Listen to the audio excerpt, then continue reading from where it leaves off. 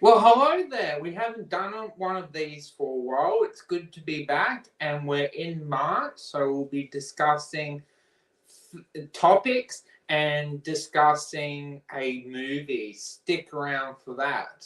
So, Yeah. what have you been watching, Lou? What have I been watching? So, since the last time we've done this, I've watched a few things, not a lot of things, but I've seen some decent things though. So, What's that been? in terms of movies, I watched Mickey 17, which we're going to talk about later. I've seen Better Man twice. I saw The Complete Unknown, which was nominated for a few awards. I don't think it picked up any, but Timothy Chalamet did do really good. Actually, I thought another movie I saw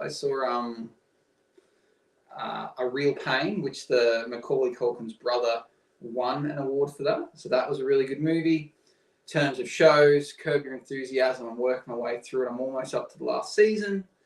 Mr. McMahon, which is a limited series on Netflix, and Full Swing, which again is a ongoing series on Netflix about golf. So that's what I've been watching. What have you been watching? I've been watching Severance. Got one more episode to go. Loving it. It's excellent. Very good. And it also got renewed for a third season, so that's fantastic. Also been watching Daredevil Born again, and it's very focusing on the court case drama, and then it's building to eventually when we get to see him back as Daredevil. And if you're kind of questioning, should I watch it? The question is definitely yes. It does help if you've seen the original show on Netflix, but you don't need to 100%. You can pick it up, but it does help. It's kind of that thing. It's better if you do, but if you don't, it doesn't matter. And also Paradise that I've finished. It also got renewed for the season 2, and I love it. It's very much like Silo and maybe 24 or some other things. So if you like those shows, you'll definitely like that. So that's why I've been watching. Yeah, I've only heard good things about Daredevil. I've had so many people say, have you seen it? Have you seen it, Luke? Because they know I like Marvel movies, but I have not seen it. And that's because I haven't seen the original. But I'm starting to think maybe I'll just jump on board and start watching it, because I probably will never go back and watch the original. And there's a lot of shows like that even once they enter season 3, I'm like, oh, I missed it now, too late. Like Reacher, like there's not that many episodes, but I feel like I missed it. So maybe I should jump on board real quick, otherwise I'll end up missing this too. So from what you've seen, what's been the best thing you've watched?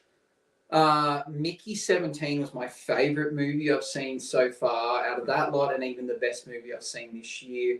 It might be surpassed. There's a good chance it will be, but I really liked that it was different, which we're going to go more in depth with that later, but that was up there with the best thing I've seen movie-wise.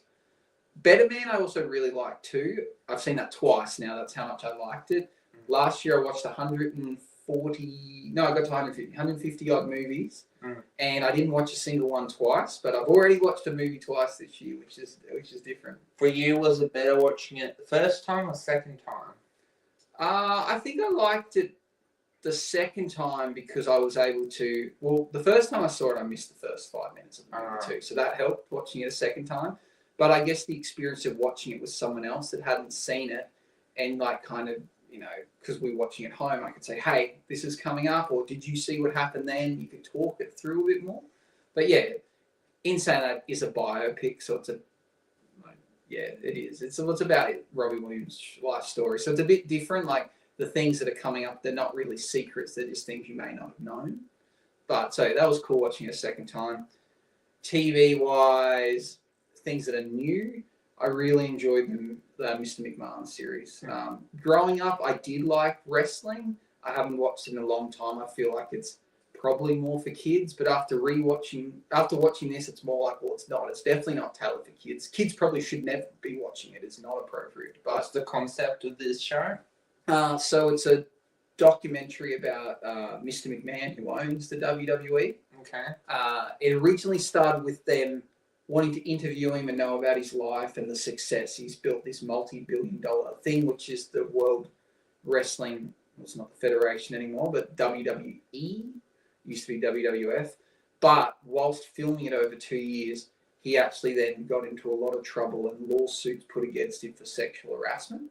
So then the documentary ended up swinging into that, which isn't what they meant to achieve. It just naturally occurred. So the tone of the documentary changes. But it was interesting to see, yes, his life story, but the fact of how big wrestling is and what it means to people, and learning a bit more about the wrestling industry. And yeah, it's very cool. How many episodes are there? There's 6. There may have been 7. I believe there was 6 though. But a lot of people bag wrestling and say, well, it's fake. It is. I've said that. It's scripted. That they admit that it is scripted. It's fake. But the stunts and things they do are not. People get injured. They fall off things. People break bones. People die. One of the episodes is all about someone that died in the ring. So like the stunts are real, but it's scripted. I guess it's no different than being an action hero and filming films, but you do your actual fight scenes. Like if Tom Cruise was to die filming a movie, doing his own action scenes, no one's gonna go, "Wow, that's fake though. He's just an actor." Like the stuff's real. It's just they know the outcome of the match, and we as the viewers don't, which is fine. Yeah. So yeah, it was very cool to see a behind the curtains look at wrestling and how culturally big wrestling is, and a lot of our biggest actors in the world now came from wrestling too. So John Cena. Yeah, so wrestling's a big thing. So that was very cool to watch. What about you? What's the best thing you've watched this recently or this month? So for me, when it comes to TV shows, it has to be Paradise, just because of the concept, how it was filmed. They got renewed for season 2, the acting performances, and what lot of things in that nature. And for movies, it has to be Mikey 17. The story, the originality, the creativity, and talk about it more. But I haven't seen a lot of movies, but from what I've seen, it's hands and shoulders the best movie from what I've seen. This might be a bold statement, but for me, it's going to be in my top 5 list for best movies. I know that's a hard take because there's a lot more big movies to come out, but it deserves to be there. And that's from someone, when I first was watching the trailers, I'm like, this movie looks like artsy and silly. And then from coming out going like, that was amazing. I've noticed that has been a thing with Robert Pattinson movies. When I watch the trailer, that's like, oh, I don't like this. And then coming out, I go, he's a genius. Yeah, I think we both probably liked it for similar reasons, which we'll get into, is the fact that it was different. Like, we both respected different movie, and it was nice to see something different. But we'll get into that. What are you looking forward to in April? What's been the worst thing you've seen? Oh, yes, we're going to talk about the worst things. Okay, the worst thing I've seen, I'm probably going to get the name of this wrong, but it's a new Netflix movie that's got Billy Bobby Brown and Chris Pratt in it. I think it's like Electric State, I think it's called. That was horrible. That was so bad. Like, admittedly, I was half watching it whilst doing stuff on my computer, but the whole concept seemed very silly.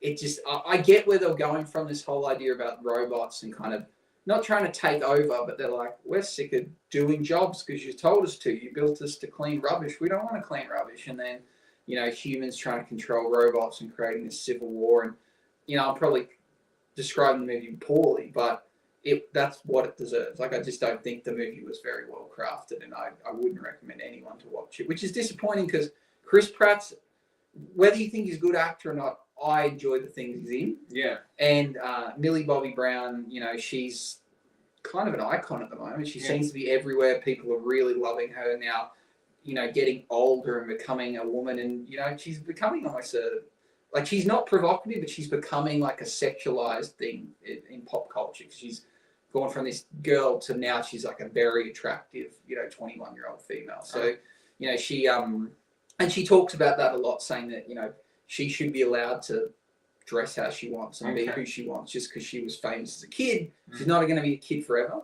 But yet to then come out and do this movie on top of Stranger Things, which is very popular. It's both Netflix properties. Yeah, this movie really stunk in comparison to the fame she's built up through doing Stranger Things. Does Chris Pratt basically play Star-Lord in this movie? Did it feel like that? It felt similar to that, like he was kind of like the cowboy rebel guy that says the one-liners, and he's a bit it was very Star-Lord-ish. I'll give you that much for sure. Yeah.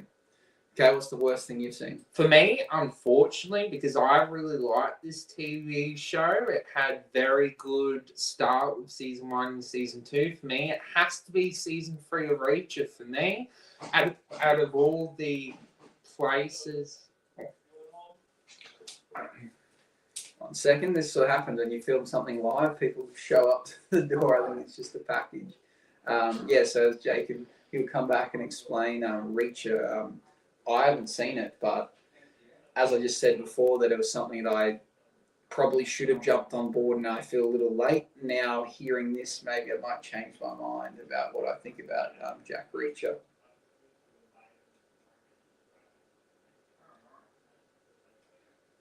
But yeah, back to Electric State. It's it just didn't really intrigue me. I found it the concept was a bit out there, and it was just your typical straight to Netflix film. There's not too many straight to Netflix films I actually like or give any respect. They tend to try and get big name actors and actresses and think that's going to attract people to see it, but at the end of the day, people may watch it because they have the streaming service, but I don't see too many people signing up to Netflix just because Ryan Reynolds brought out a new movie or The Rock is going to be in another movie on Netflix. Like, you either have Netflix or you don't. I don't really think one of these Netflix movies is going to turn the needle. Just going to pause this and we'll be back soon.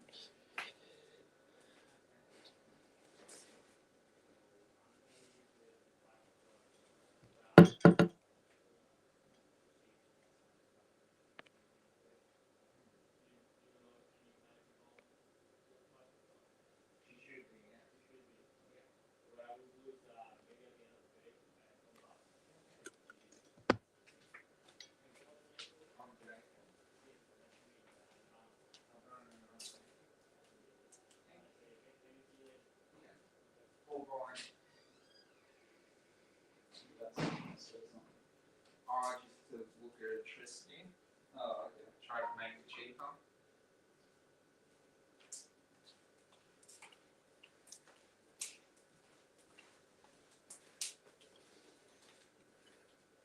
Yeah.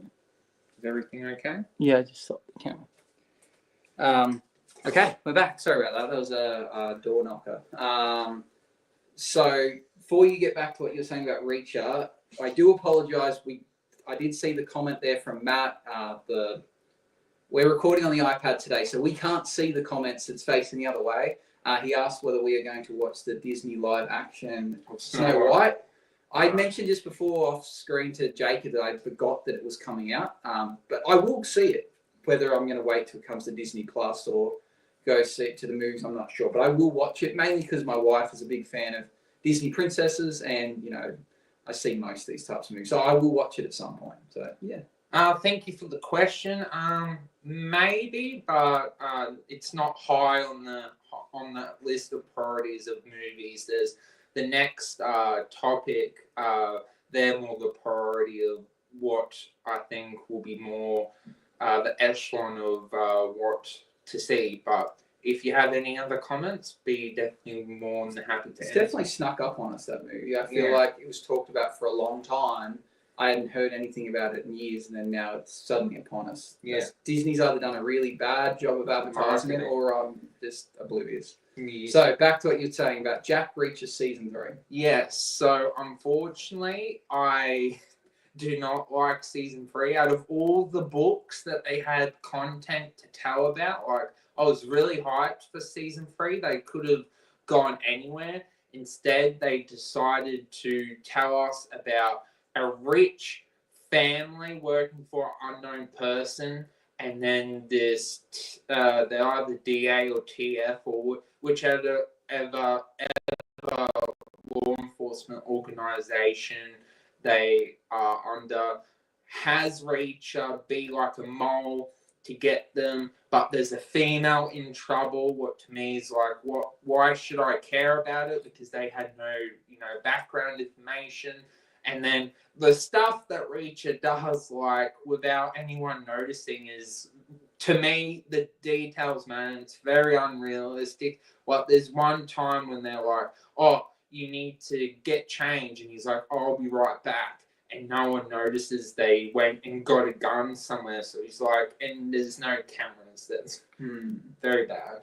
Yeah, I hear people talk good things about this show. Every time I see an episode or like bits of an episode, I'm like, yeah, I couldn't care less. Like I'm almost distracted by how big he is. Yes, like, and that's I know more to the books. And I know he's meant to be, but it's almost like just then you said that he went undercover. Like, how do you go undercover when you're the biggest man walking around? Like, well, he goes for a swim, and no one notices like what he's doing. What I find is unrealistic. Yeah, so I'd almost find that distracting how big they've made him. But okay, that is TV wise. What about movie wise? We haven't watched enough movies to have a bad one this month.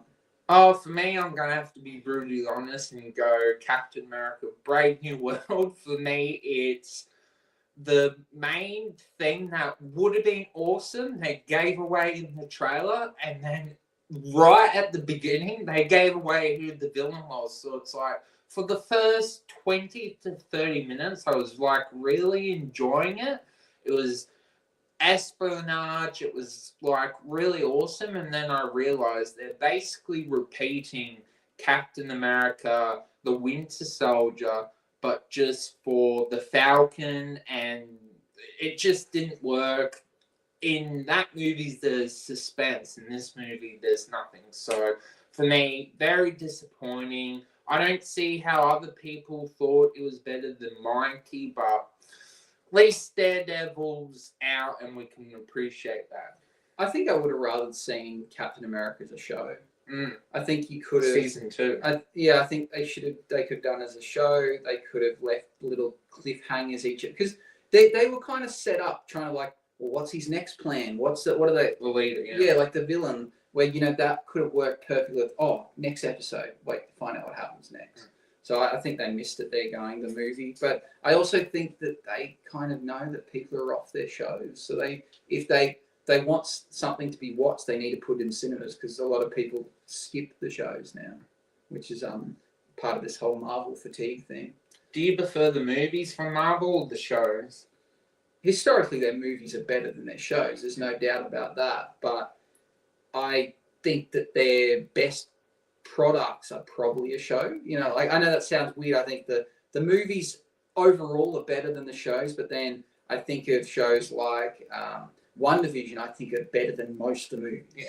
So it depends. But shows have the ability to be outstanding. When you can make something that's 6 to 10 hours long, you can really draw something out. Where a movie, even like maybe the best Marvel movies people would consider the Avengers Endgame, like the two, Endgame and Infinity War.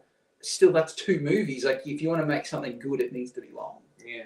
So, but yeah, individual movies, like, yeah, they're like they're okay, but like most of the shows are bad, but then the cream of the crop shows I think are better than most of the movies except for the team ups. But more people are going to watch the movies at the end of the day, so they're better off hedging their bets and making a movie than a show. Probably costs less to make too. So the question I asked you before, when I skipped ahead, what are you looking forward to in April? Ah, yes. So what am I looking forward to? That would have to be Michael B. Jordan's newest movie in April, Sinners. This movie looks very intriguing. I'm not normally a horror person, but this has got my intrigueness up a level. I'm very much looking forward to the dynamic of, is it the music that is making people become demons or something, or what's going on? I'm very intrigued with this movie. So that, Until Dawn would have to be one, and they're releasing Star Wars: The Revenge of the Sith, so I guess that as well. But out of everything, Sinners with Michael B. Jordan. Yeah, that's for me, movie-wise, I've got that at the top of the list. And again, we're going to talk about this later when we're going to talk a bit about movie trailers.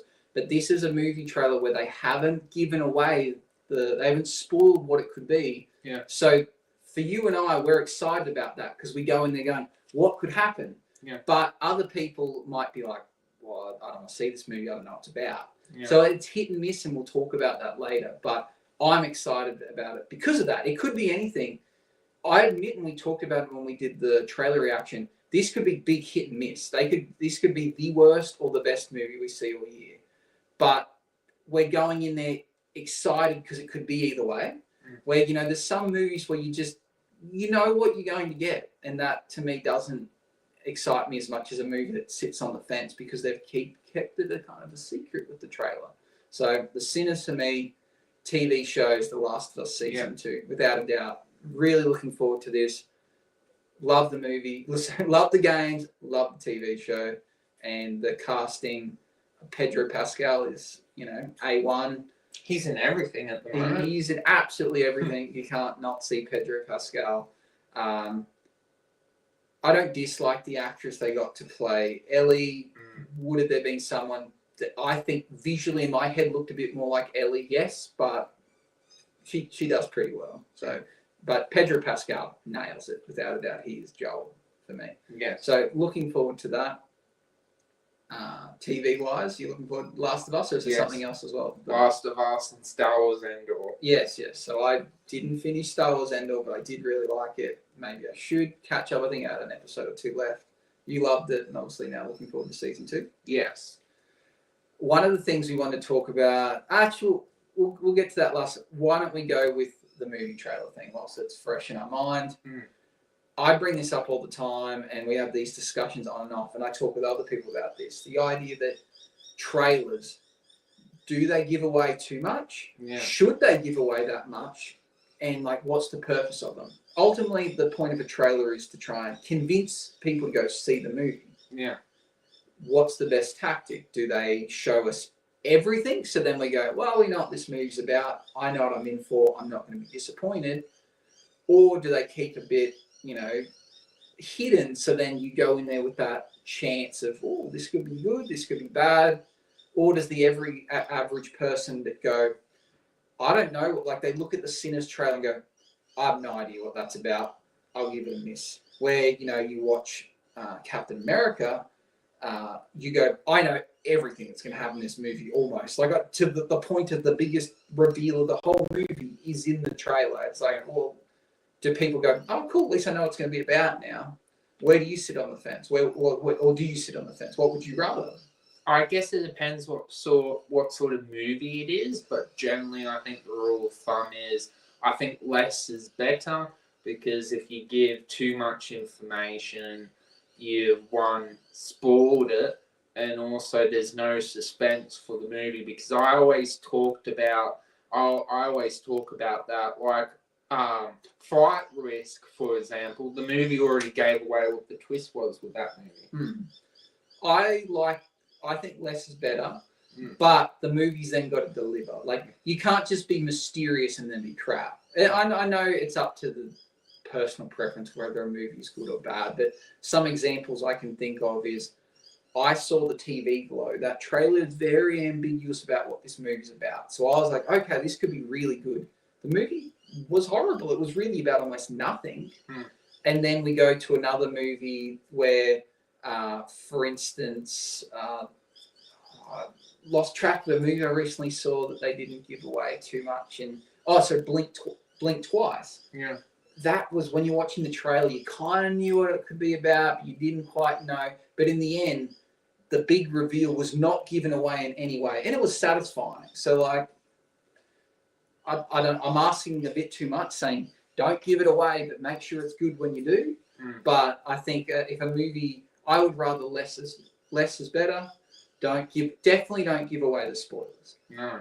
If Blink Twice, if they told you what was going on in that movie, it wouldn't be very good, because the suspense is what keeps it going. But I guess that's the point of suspense movie. They're going to do that. But with Captain America, do they go, well, what's suspenseful? If you want to know that Thunderbolt Ross turns into the Hulk, and you just have Read to read a the comic book. It's there. It's like, well, not everyone knows that. Like, I'm watching this movie, waiting for there to be something awesome to happen, and then the end of it, the big thing was, oh, well, I saw that in the trailer. Well, stop doing that. Comedies are the worst. Yeah. Every comedy now, in saying that, comedies are dead. If you ask me, nothing's funny anymore. Those movies that are considered comedies, honestly, all the funny bits are in the trailer. So you watch the movie and you're like, oh yeah, cool, yeah, that's coming. And so they're the worst. But I'm guessing that people that make trailers, the experts out there, are trying to put bums on seats, and they think by telling you everything you need to know, like they need to beg you to come see it by showing you all the funny bits, which is a bit sad. It is. Where I'm looking forward to a movie like the new Jurassic World Reborn, is that what it's called? Because yes, I know the premise, but I'm really hoping that they didn't just give away all the big moments where they show the dinosaurs swinging around the boat and then being caught in this position. Like, if that is it, we don't see any extra scenes, suspenseful scenes, I'm going to be really disappointed. Yeah. But the premise has got me into it. But, maybe they could have kept the premise, but what actually happens, keep it a secret. That movie literally could have just showed, hey, we're going back to Jurassic Island, and then, like, you see them in a dark room and you hear a roar and you're like, oh, something bad. Like, you don't need to give it away. Like, the dinosaurs enough is, to get you there. Indeed. What do you think? Is there any movies that you can think of that the trailer has, got you enticed, or they've kind of deterred you from the movie? Enticed. The Sinners comes to mind. The trailer that I wasn't too happy with is probably Flight Risk. The more I think about it, like, that trailer's awful. There's nothing else to the movie once you work out what the trailer gives it away.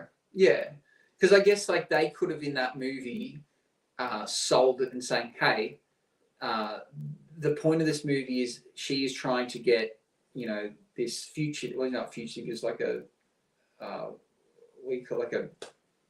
He's a rat. Yeah, like a rat. Yeah, I was trying to think of like He's a snitch. Yeah, like another better term than that I could think of. He's a snitch. Whistleblower. Yeah, like they're trying to get him to somewhere to be safe, and then you're like, oh, but something happens. But I guess there's only 3 people on the plane. It's a bit obvious. Like, which, I don't know. It's a hard one. Like, to get people, if you were only to say, oh, she's got to get him from point A to point B, let's hope nothing bad happens. Yeah. I don't think anyone wants to see that movie. Yeah. But then if they try and go, oh, well, there's 3 people in the plane. There's one person that they want dead.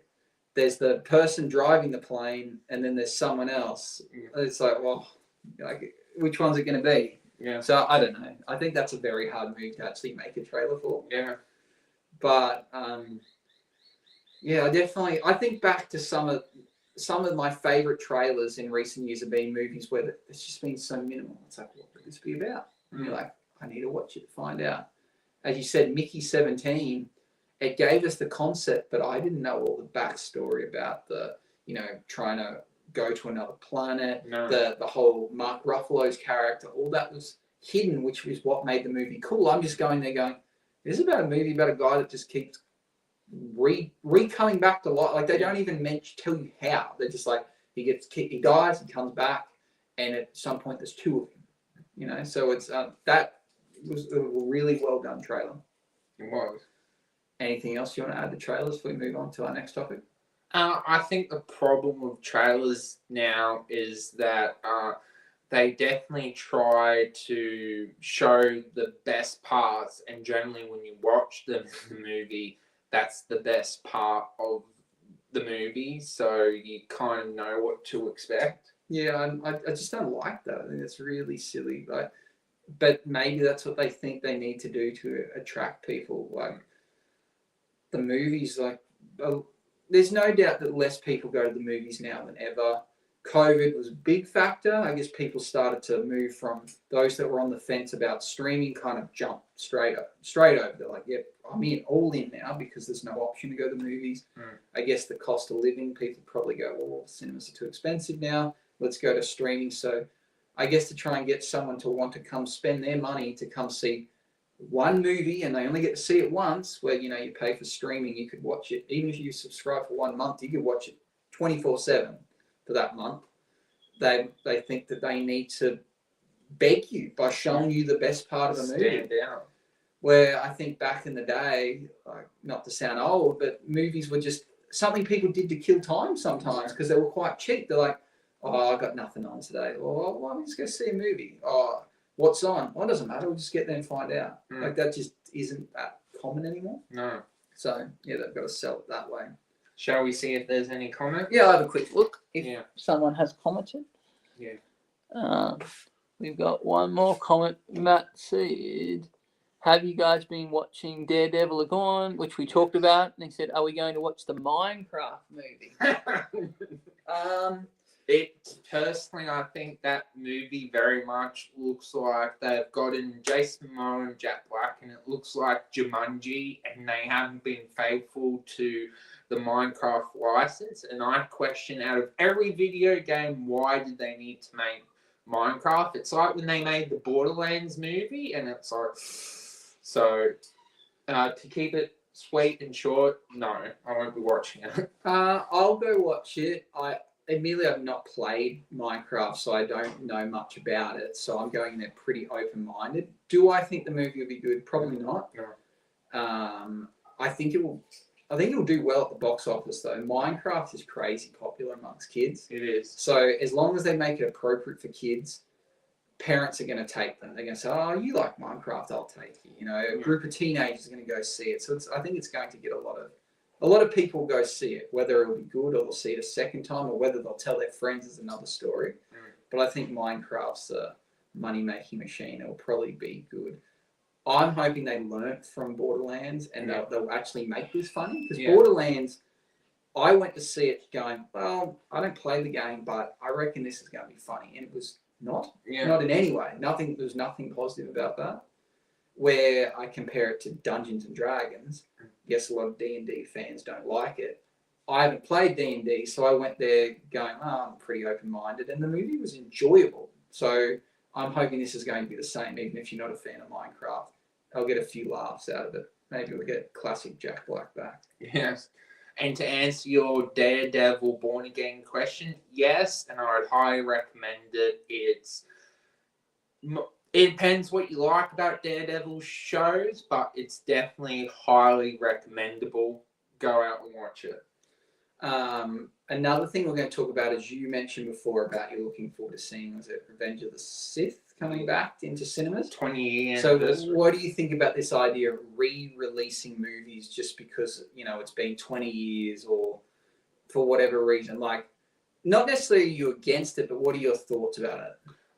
If I got to be brutally honest, it feels like a cash grab, because if I really wanted to watch it, I could just watch it on Disney Plus and just stream it. So it feels like a cash grab. Like, it's nice going, it's been 20 years, I watched it at the movies, but I saw it when it came out in 2005. I was 9 years old at the time, so I guess it shows I've aged a lot because I'm turning 29, but I don't know, except for the nostalgia factor, it's kind of like, well, I could just stream it, and it'll be interesting to see how many people actually go and see it.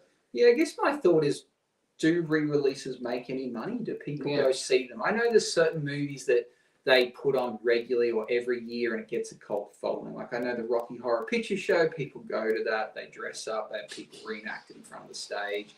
The Room, again, a movie that's like, it has a cult following. People go to see that. But is anyone going to go see this a second time just because it's in cinemas? Because it's, for me, going to see a movie in cinemas, it's either one, because you want to see it before anyone else or you don't want to wait, or it needs to be seen on a big screen. Like, I'm not doubting Revenge of the Sith at the time didn't need to be seen on a big screen, but I think if you went to watch it now, you'd be like, "Oh, this CGI is bad." Mm. You know, like, so why? Like, why do they need to keep doing this? Like, I saw the cinemas near us now, they opened an IMAX theater. So, you know, Interstellar's been playing regularly on there, and it's like, well, is anyone going to see these movies since they've been out? Or every school holidays they redo Disney movies. It's like, people actually, is there a point? Are they making money? Because I'm not going to go watch a movie just because they've brought it back to the cinema. Like I see every year, the Elf and Home Alone get reshown at the local cinemas. I love those movies, but why would I pay to go watch it in the cinemas when I can watch it at home? That's just not going to happen. Like, for me, movies is an experience, or it's to see something brand new. Yeah. So, I don't know. Be intrigued. Maybe we should look and see on a given day the session and see if any people buy seats. Yeah. I just don't see it being popular. It seems odd to me. Yeah. We will get to the Mikey 17 thing last. Before that, talking about streaming wars. So I've got a topic I want to bring up, but I know you like to talk about who you think is winning the streaming wars and which streaming services are doing well. So give me your verdict or your rundown of how the streaming war is going at the moment. How it's going, I think it's to the point where I think there's too many at the moment, and I think it's very hard to keep up because it's more what show people like. Like, for example, there's Yellowstone that's on the stand, and then there's 1923, and then there's 1883 that are both from Paramount. So if you really like the Yellowstone universe, you're going to need to get Stan and Paramount Plus. So is it worth it for those two shows? But it's like, if you really like the universe, I guess, you know, you've got to weigh up those things. So personally, I think in a perfect world, there would be one streaming app to rule them all, and everything's on one thing, and you would just pay for that. But obviously, that doesn't happen. But when it comes to quality of streaming shows, I think Apple has the best quality of shows. But obviously, if people could only choose one, Netflix would always win because it's what people know. It's the most recognizable one. So, yeah. Yeah, I'd be intrigued to know how many people choose their streaming services based upon shows. Just like a singular show or a series of shows. Because to me, I don't go, oh, well, Yellowstone's on Paramount or like 1924 or whatever, so I'm going to sign up to Paramount. It's like, well, you'd need to be pretty invested. So that might be an example where someone would. Like, if you've invested in Yellowstone, and maybe you would just add Paramount just temporarily. Yeah. But, you know, for instance, if someone goes, oh, you need to see Schitt's Creek, it's so good. It's on Netflix. And I go, well, I don't currently have Netflix. I'm not going to sign up to Netflix. I'll just go, oh, I guess I missed that show. Yeah. I kind of have my streaming service generally based upon amount of content and the price point. And you just watch the shows that are on there. You just accept there's ones that you may not get to see. But I'm personally not jumping ship. But I'd like to know, are there people? Are they paying $20 a month just to watch a show? And I guess if you break it down, is that good value? Like, what does it cost to go see a movie now? $20 plus at the local cinemas, depending on the time of the day? And you can get food and popcorn. Yeah, so let's say you went to even the cheapest cinema around here, where it's about, I think it's $9.50 for a ticket, maybe less if you got a concession card. If someone said you can watch a 2-hour movie once for $9.50, or you could watch, 2 seasons of a whole show in that month on Netflix, and it's going to cost you twice as much. Maybe that's good value. And, you could also watch other stuff whilst you're there. So maybe it's not expensive, but I guess once you start adding them up, you got 5 services of $10 to $20 each, and you're over $100. All of a sudden you go, well, that's a lot of money just to watch something. Maybe I should just stick to one of them and just try and find something, scrape the barrel, and just to fill time. I don't know. How many streaming services do you think people can afford? or different per person, but I guess it'd be interesting to know on average how many streaming services each person has that has one. Obviously, there's some people out there that have zero, so like you can't include them. But I would say the average person that does have a streaming service would have more than one. So like it might average out to be 1.5 or something. But most people, I think, have got 2, if not 3. Rare person has 4+, but yeah, it adds up. So. And do you think it will become harder once all the streaming services start cracking down on password sharing and all that? Because Disney Plus is starting to do it. Netflix have already done it. I would assume Amazon will start doing it, and don't know if Stan will or Binge, but yeah, well, I guess that will deter some people. So if I look at my streaming services, so I have Apple, which again, it forms part of a bigger Apple subscription I have with cloud services and music. If that wasn't included and I had to pay additional for it, as much as I have found stuff on Apple TV, I wouldn't pay for it. I just know I wouldn't. So I'd skip that. I don't have Netflix. I currently have Binge, which is free, part of my KO, which is a sports one. So in terms of ones that I pay for, we've got Apple, which is part of a bigger thing, KO, and then Amazon Prime, which again is part of an Amazon subscription to get free delivery. So in terms of ones that I specifically pay for that isn't part of something bigger, KO is the only one which is sport. So I really wouldn't subscribe to any more services, and I'd probably only subscribe to the one sport one. So yeah, I just don't.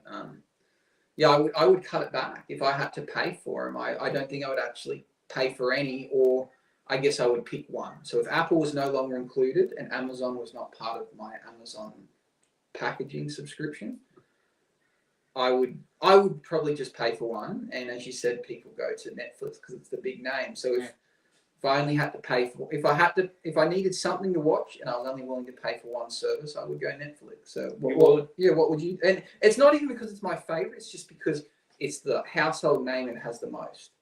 So if you had to pay for, you got none for free and they were all the same price, which one would you pick? Between Disney Plus and Apple.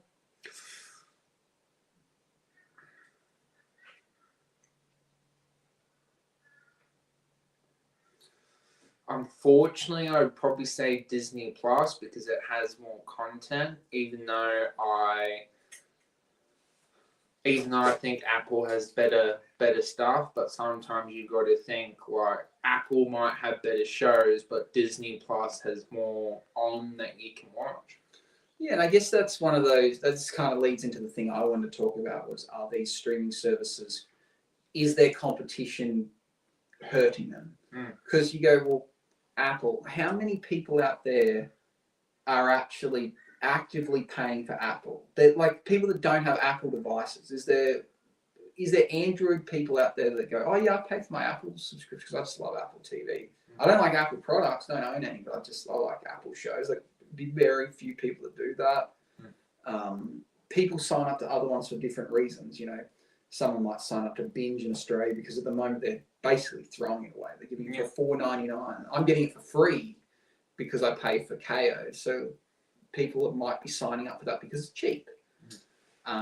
People are signing up to Disney maybe because they're like, oh, well, I have kids and they like watching cartoons, so it's easier for me just to be able to flick it on and pick their favorite show than to put up with them getting upset.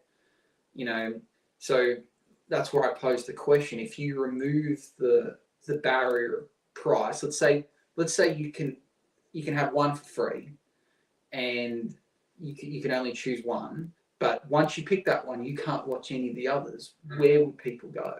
Netflix. And I think they would too. And again, I don't think they're the best service, but they have the IP, they have the big name, and they've got the content. So I think people go there. So this is where my thought comes then. You bring out all these services, you go, oh, well, Paramount, we're going to be cheaper, but we're not going to have as much stuff. Apple, we're going to kind of tack us onto your subscription service. We're not going to have much content, but we're going to have high quality content. Yeah. Disney go, we're just going to buy everything, and we're going to add, Hulu, we're going to add ESPN, we're just going to go nuts. So is there a point where people go, oh my God, I'm paying $200 a month for all these streaming services. It's too much. Screw it. I'm just going to pick one, and I'm just going to just stick to one and accept that I'm not going to be able to watch this show. And then where do they go? Does it go back to what I said about Netflix? Do people go, well, I can only have one, so I may as well get the big one. Yeah. So then suddenly Netflix was up here. All these new services are trying to steal their competition, and Netflix goes down. And then suddenly there's so much competition that everyone goes, oh, screw it, I'm not going to pay for Binge. Yeah. Like, Binge has got nothing. I'll just go back to Netflix. Yeah. And suddenly Netflix is cream of the crop again. Like, I don't know. Is that what's going to happen? Just because they were the first, they end up becoming the best? Because I don't think Amazon Prime's better. No. Apple TV has probably better shows, but no, if you were stuck to just watching Apple TV, you're going to run through it pretty quick. Yeah. Disney has a lot, so Disney will give it a good run for its money, but just the name itself, maybe people that are like adults without kids go, I don't want to pay for Disney. I'm not a kid. Well, Disney Channel. I don't know what's Hannah Montana. Like, what is this crap? Like, they just may not even give it a crack. So maybe Disney start to reign supreme. As I said before, they're going to add the basketball and ESPN. Yeah. Maybe that's where the adults that don't have kids jump in. They go, oh, Disney, yeah, they got the basketball. So then they subscribe and they go, oh, that's pretty good. They got this show on there and they got this show on there. Like, maybe that's how Disney picked Netflix for good. Yeah. I don't know, but be intrigued to see what other people think. Do you think we've got too many streaming services at the moment?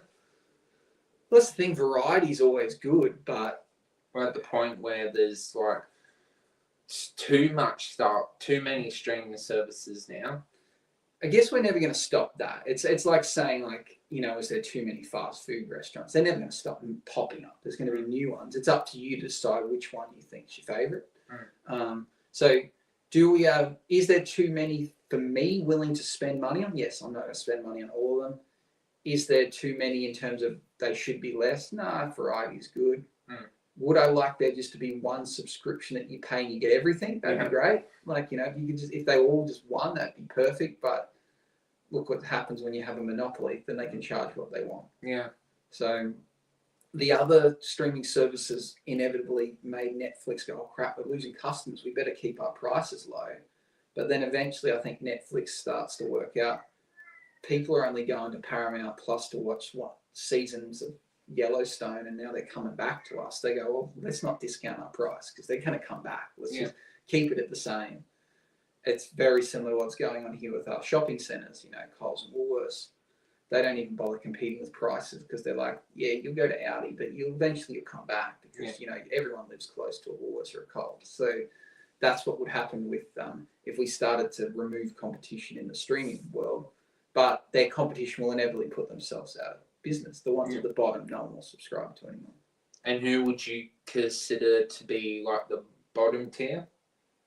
Oh, in Australia, like Binge would be up there. Like most people will only have Binge probably because they've got KO or they have like a Foxtel subscription and it comes by. I don't think two people are signing up for Binge, and the people I've spoken to that have, they like it because of the reality TV shows on there, like your Below Deck, your Vanderpumps.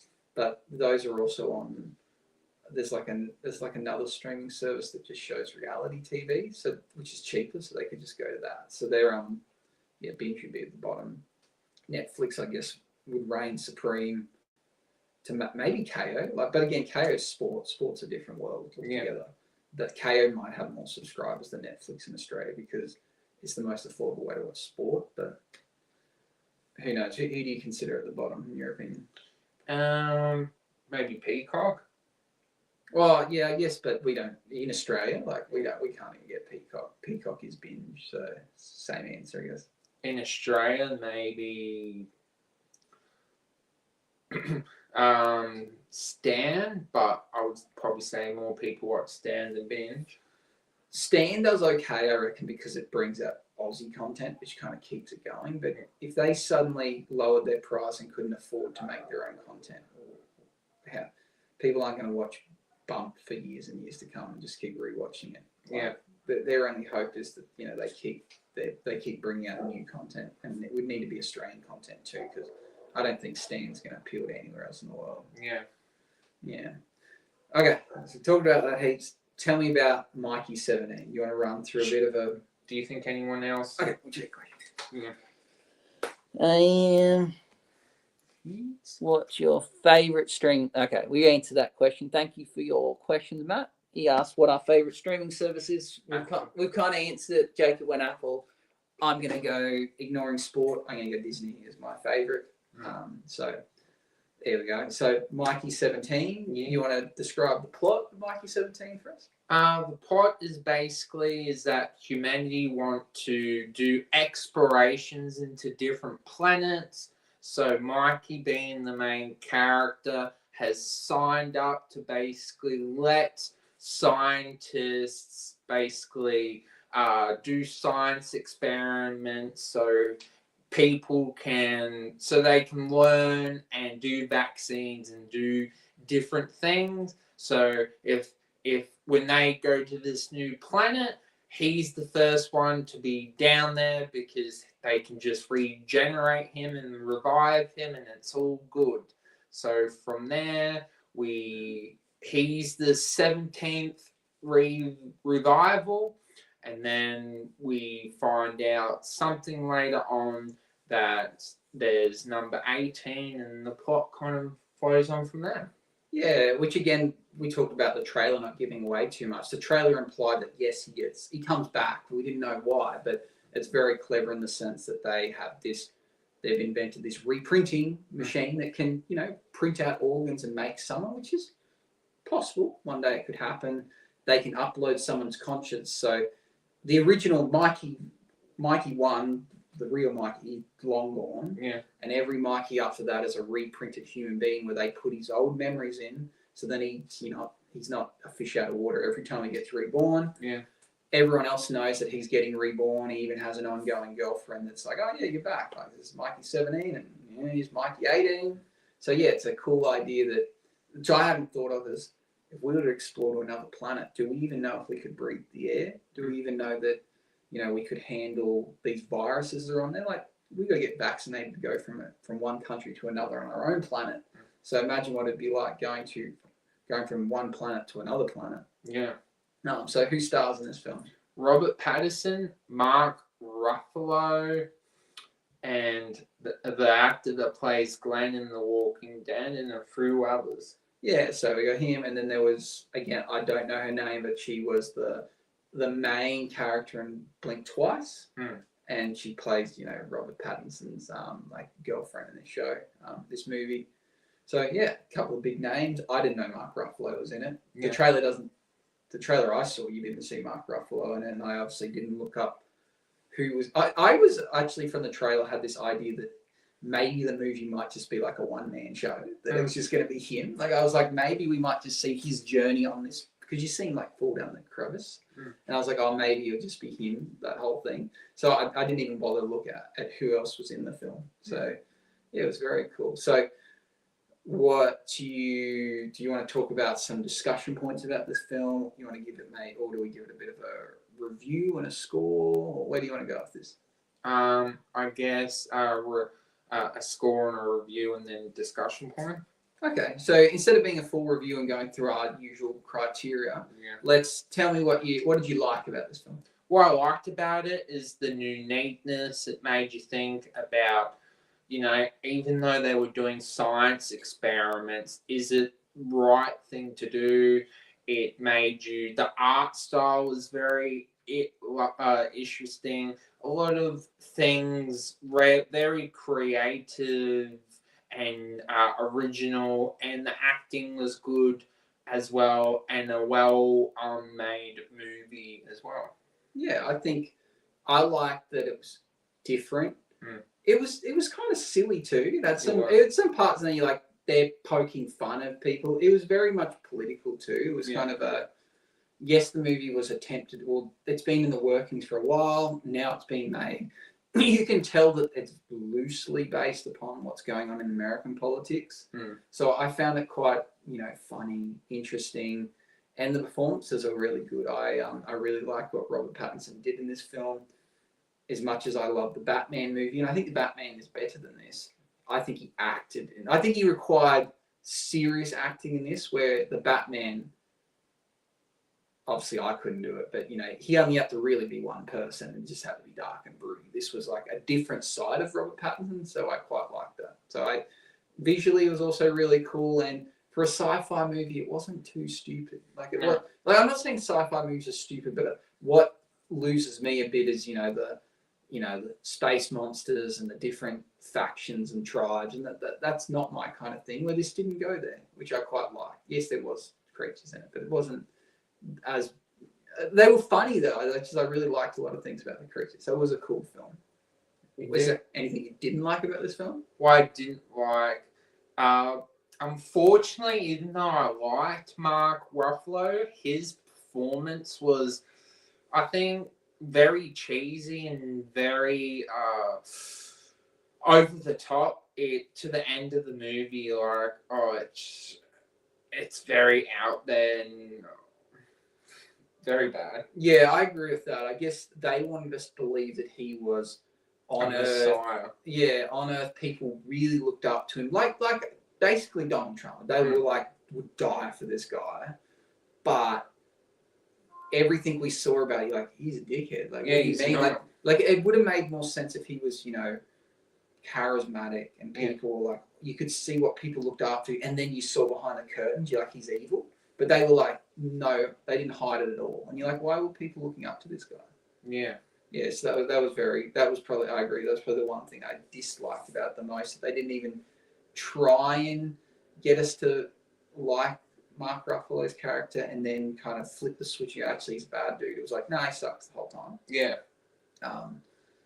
They kind of did the same thing with Glenn from The Walking Dead's character. I wish I could remember his name. But he was like meant to be Mikey's friend, but he wasn't really, and like they try to pull that with him, but he was like unlikable the whole time. Yeah, would it have been better if they kind of big reveal he's a backstabber, but it was like no, he's a horrible person the whole time. Yeah. No character development. Yeah, but the concept was really cool, so I definitely liked the movie. What would you give it roughly a score out of 10? I'm going to go 8. Very solid movie. Best movie I've seen all year and highly recommend it to anyone that hasn't seen it yet. The performances are fantastic. The art style is fantastic. The story is ingenious and really had a fun time and very much looking forward to see if it stays at the top 5 or where it goes. Very happy that I saw it, and yeah, definitely happy with that score. Yeah, I'm going an 8.5. It's my favourite movie of the year so far. I would actually like to watch it a second time. I've only done that with one other movie in recent years, watched it twice in a short period of time, and this is one I would like to. I think I'd like to go watch it again at the movies. For a movie that had a decent amount of runtime, it kind of just cruised through. So I really enjoyed it. Looking forward to, obviously I don't think I'll make a second movie of this, but looking forward to seeing Robert Pattinson in more roles now. He's kind of proving like he's a pretty serious actor from someone that, he's done a few lovely things, did a few corny things, like kind of labelled as being Edward from Twilight for a long time. He's also in Harry Potter. He and then when he got cast as the Batman, we're like, you kidding me, right? Like he's not the Batman. Yet he's probably one of my favourite Batman, at least top 2. And then now this, I thought he was funny in it too. There's lots of Robert Pattinson's a seriously good actor. I'm starting to really credit his work and look forward to him being in more things. Yes. Discussion points on the movie. We've given a score. We talked about what we did and didn't like. Is there any potentially spoilers? So if you haven't seen this, maybe you might want to tune off. Any discussion spoiler points you might want to go into? Were you hoping that the scientists were going to meet their maker as well? Because that was what I was hoping for. Like they were so mean to him as well, except the female scientist that he had 3 love interests in the movie. Well, I was like, how he's not. He's a wimp, but somehow he gets all the babes. Yeah, I think the scientists probably, I was hoping them to meet their maker.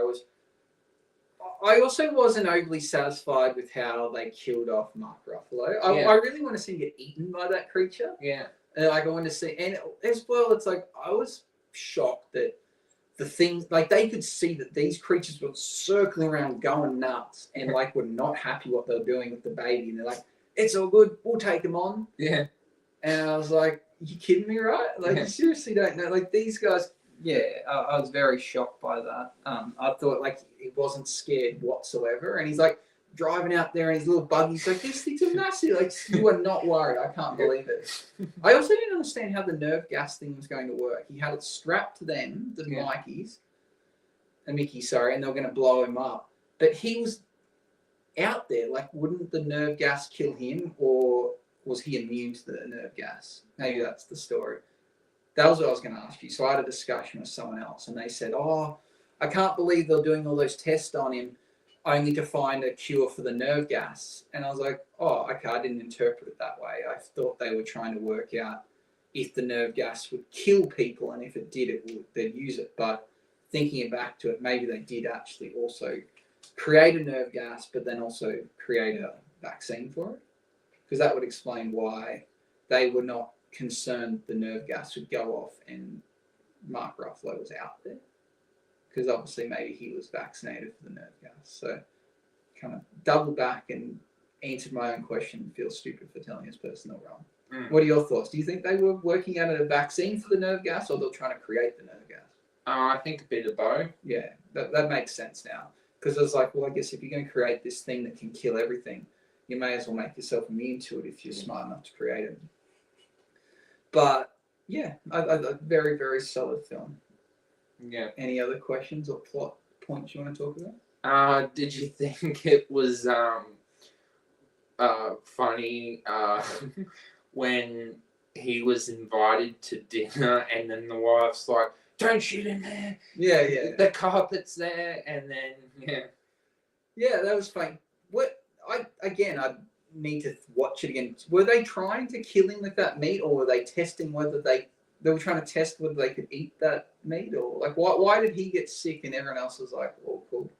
They put something wrong with the meat to see his reaction from it. Yeah, okay. So they were trying to potentially kill him or see if it did anything. Because I was like, oh, they invited him as, again, a crash test dummy. But then, like, why did they need to make a big deal of it?